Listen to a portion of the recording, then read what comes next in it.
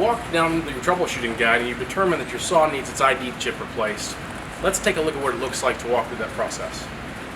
First, I'm going to remove this O-ring. Be careful when you're removing it. Once you get it out, take a look at it, inspect it. If you need to replace it, go ahead and order a new one from customer service. They'll get you squared away.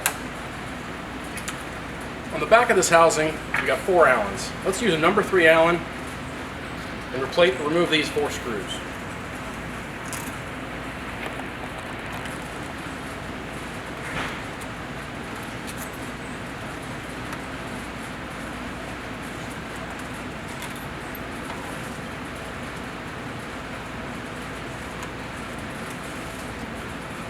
Now, with our housing apart,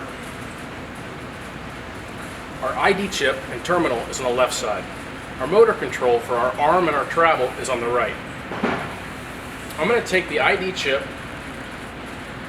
and the terminal out of the housing. Now, when you order this part from customer service, it's going to come as an assembly just like this. Our terminal is already going to be installed, but there's not going to be dielectric grease in the back. So let's fill all these holes to keep the corrosion out. Before I reassemble this, I'm going to take a little bit of time and remove all my Loctite from the assembly so we put it back together. It's watertight with some fresh sealant. Give me just a second, we'll be right back.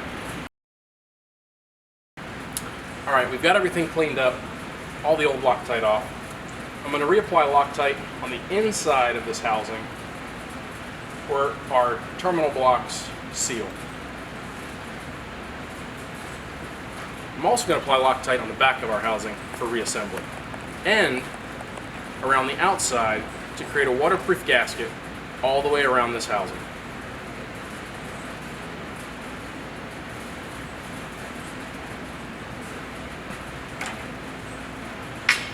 Now I'm going to take my ID chip, and if you notice how it came apart, the ID chip sat in the housing and the wires actually wrapped around our other terminal block. These terminal blocks have a large key and a small key. Make sure both large keys face the rear of the saw.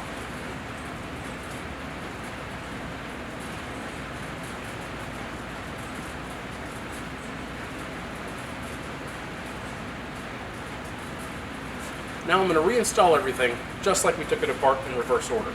Now that everything's clean, everything's Loctited, everything should sit back together nice and tight. I shouldn't have to fight or wrestle with putting everything back together. If I do, one of those keys is probably backwards. Now, to mention, before we put this back together, this other terminal block is old. While everything's apart, if you watch one of our other videos about replacing terminal blocks, it's a great time to replace that other terminal block before we put everything back together.